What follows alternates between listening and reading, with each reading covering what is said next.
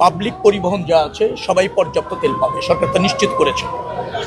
আমার বিশ্বাস এখন সেই আশঙ্কা নাই এবং তেল সবাই পাচ্ছে।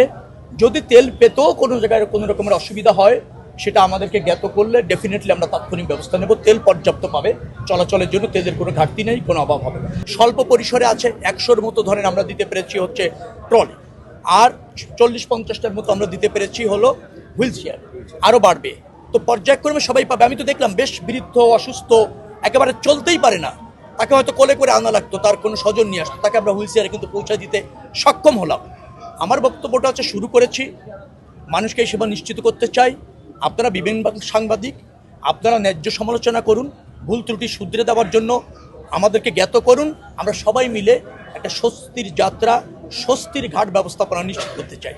আপনারা এ ব্যাপারে মনোযোগী থাকুন, আমাদেরকে শুধরে দিন, জ্ঞাত করুন, নিশ্চয়ই ব্যবস্থা হবে, ধাপে ধাপে হবে। পশ্চিমা সভ্যতাও একদিনে হয়নি।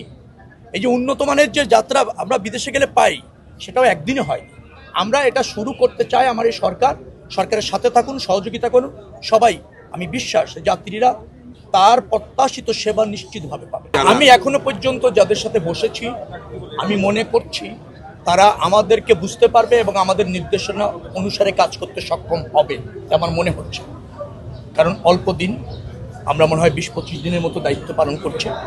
আমি এখনো পর্যন্ত কাজ করবে না, স্বেচ্ছায় একটা অবস্টাকেল ক্রিয়েট করবে, কাজ করতে জানে না, পারবে না, এরকম আমার কাছে এখনো পর্যন্ত মনে হয়নি। যদি তাদের বিরুদ্ধে কোনো অভিযোগ আসে, অভিযোগ হলে অবশ্যই তদন্ত করে দেখে যদি যুক্ত হলে শাস্তিমূলক ব্যবস্থা নেওয়া হবে। এবং এটাও আপনাকে আমি বলি, যারা সরকারের ডিজায়ার ধারণ করে নির্দেশনা অনুসারে কাজ করতে জানবে না বা পারবেন না, ডেফিনেটলি এইরকমের কিছু আমাদের সামনে যখন আসবে তাদেরকে আমরা ওই কাজ করার সুযোগ দিব না। কোনো সুযোগ নেই। ফাংশন করতে হবে। রাষ্ট্রের কর্মকর্তা, কর্মচারী, তারা সেবক।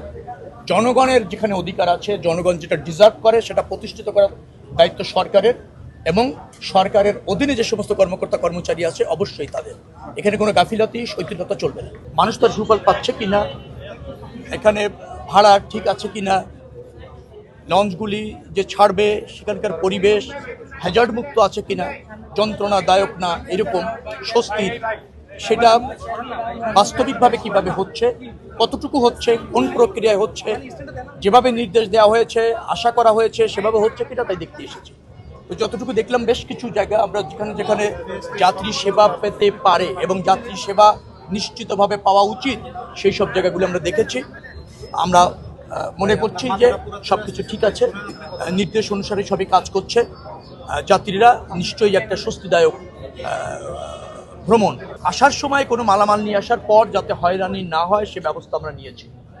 কোনো হয়রানির ঘটনা ঘটলে যদি আমরা জানতে পারি, নিশ্চয়ই যারা এর সাথে যুক্ত হবে তারা শাস্তিযোগ্য অপরাধ হিসেবে গণ্য হবে এবং তারা শাস্তি পাবে। খবরের কাগজ, নিখাত, নির্ভীক, নিরপেক্ষ।